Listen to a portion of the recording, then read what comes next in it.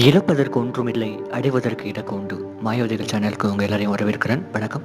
இன்றைக்கி நான் உங்களுக்கு ஒரு அற்புதமான ஒரு கதை சொல்ல போகிறேன். இது கற்பனை கதை இல்லைங்க, உண்மையாகவே நடந்த கதை. ஜப்பானில் 1984 மனாமி அப்படின்னு ஒரு பெண் குழந்தை பிறகு. அந்த குழந்தைக்கு பிறந்ததுலேருந்தே வயலின் அப்படின்னா ரொம்ப பிடிக்கும். அதனால் 7 வயசுலேயே வயலின் கற்றுக்க ஆரம்பிச்சிருச்சு, வயலின் வாசிக்க ஆரம்பிச்சிருச்சு. நர்சிங் படித்து எப்படியாவது மெடிக்கலில் சர்வீஸ் பண்ணணும் அப்படிங்கிறது அந்த குழந்தையோட ஆசை.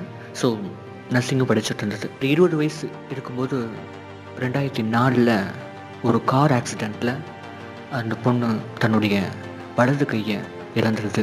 சந்தோஷமாக போயிட்டு இருந்த வாழ்க்கை எல்லாம் போயிடுச்சு.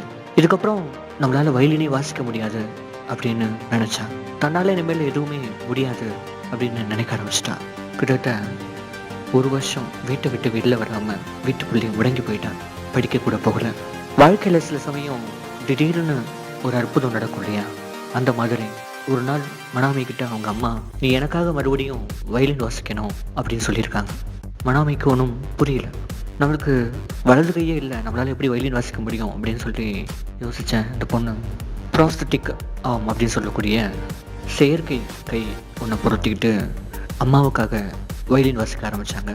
தன்னோட விடாமுயற்சினால் பழைய மாதிரி வயலின் வாசிக்க அவங்களால முடிஞ்சது.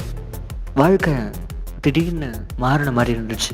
இனி நம்ம வாழ்க்கையில் சந்தோஷமே இல்லை அப்படின்னு நினச்சிட்டு இருந்த மனாமிக்கு மக்கள் தன்னுடைய இசையை ரசிக்கிறத பார்த்தோன்னே ஒரு புது உற்சாகம் வந்துச்சு, ஒரு புது சந்தோஷம் வந்துச்சு. மீண்டும் தன் வாழ்க்கையை தான் நினச்ச மாதிரி வாழணும் அப்படின்னு ஆசைப்பட்டாங்க.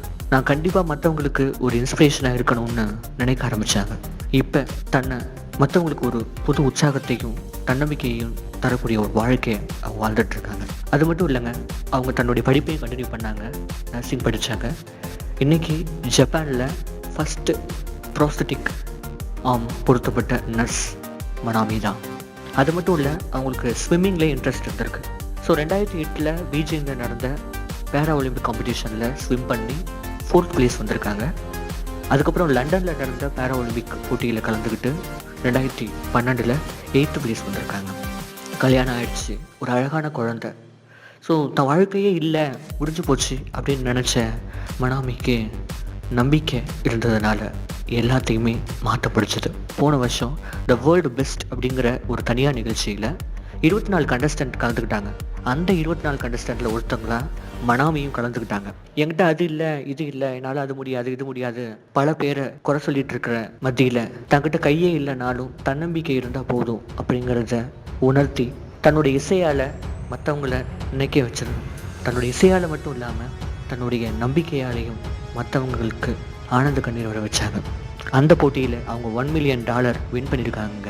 ஒரு மனிதனுக்கு உலகத்தில் நம்பிக்கையை விட வலிமையானது வேறு எதுவுமே கிடையாது அப்படின்னு சொல்கிறதுக்கு வார்த்தைகள் தேவையில்லைங்க.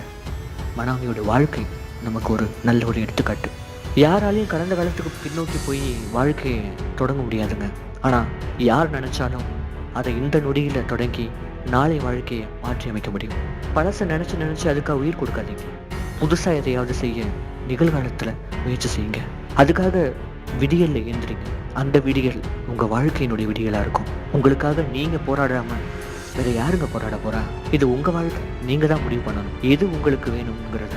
நீங்கள் போராட தயங்கலாம், ஆனால் ஒவ்வொரு விதையும் அதுக்காக போராடித்தான் மண்ணை பிளந்துக்கிட்டு மரமாகுது. அதை மறந்துடாதீங்க. கண்டிப்பாக இந்த மனாமியுடைய கதை உங்களுக்கு இன்ஸ்பிரேஷனாக இருந்திருக்கும்னு நினைக்கிறேன். இதே மாதிரி இன்னும் ஒரு உண்மையான இன்ஸ்பிரேஷனோட அடுத்த வீடியோவில் உங்களை சந்திக்கிறேன். இந்த வீடியோ உங்களுக்கு பிடிச்சிருந்தா லைக் பண்ணுங்கள், ஷேர் பண்ணுங்கள், கமெண்ட் பண்ணுங்கள், மறக்காமல் சப்ஸ்கிரைப் பண்ணுங்கள்.